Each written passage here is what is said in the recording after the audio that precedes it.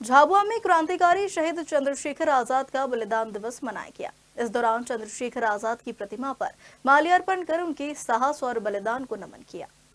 अमर शहीद क्रांतिकारी चंद्रशेखर आजाद की आज 94वीं शहादत दिवस है।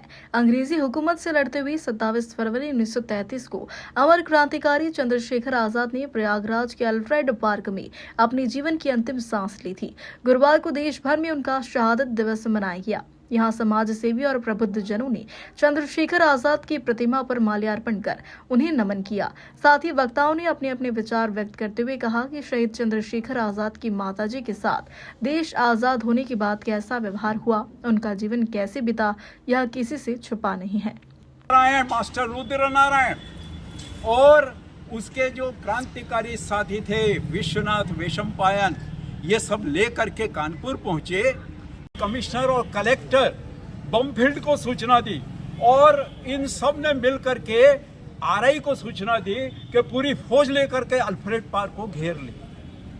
और जैसे ही बाबर नाट जो कि आया था इंग्लैंड के पास से, वहां से एक शार्प शूटर की तरह वो विश्वेश्वर सिंह नाम के एक इंस्पेक्टर को, जो बाद में डीएसपी बन गया था, उसको लेकर और कुछ लोगों को सादी वेशभूषा में लेकर जीप में आया और आते ही चंद्रशेखर आजाद की जांघ के ऊपर गोली मार। और जब तक वो संभलता अपनी अंदर से, कोट के अंदर से माउजर पिस्तौल निकालता, तब तक उसने, जो विश्वेश्वर सिंह था जो झाड़ी में छिपा था, उसने दाएं हाथ को जख्मी कर दिया और वो गोली उसके सीने के अंदर पसली में चली गई। मित्रों, ये मैं बात इसलिए कह रहा हूँ कि क्रांतिकारी होता है वो अपनी जान देकर के भारत माँ की राष्ट्र प्रेम की अलख जगाता है।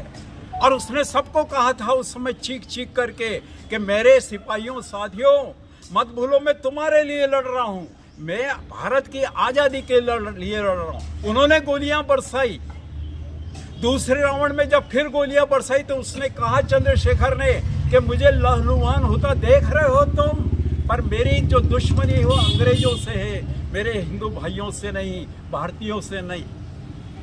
आपको पता है कि उसने अंतिम जब 39 गोलियां समाप्त हो गई चंद्रशेखर आजाद की, उसने बाबर नाट शार्प शूटर का हाथ तोड़ दिया, उसकी रिवॉल्वर गिरा दी, उसकी मैगजीन गिरवा दी, और उसके बाद में विश्वेश्वर सिंह, जिसने बहुत गालियां दी थी, वो झाड़ियों में छिपा था, ऐसी गोली माउजर से डाली कि उसका जबड़ा टूट गया।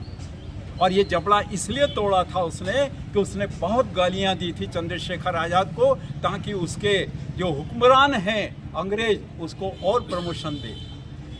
जो मैं आपके सामने फैक्ट फाइल रख रहा हूँ वो ये बात है कि आज़ादी के बाद क्या हुआ। आज़ादी के बाद जगरानी जो माता थी इस महान शेर की, उसको भूखे मरना पड़ा, भीख मांगना पड़ा। उसको जो जो बातें कही गई उसके बेटे के बारे में वो बहुत शर्मनाक थी। और इनाम किसको मिले? वो डालचंद जो था उसको सीनियर इंस्पेक्टर बनाया गया। जो शंभू सिंह था आजाद भारत के अंदर उत्तर प्रदेश में एसपी बनाया गया।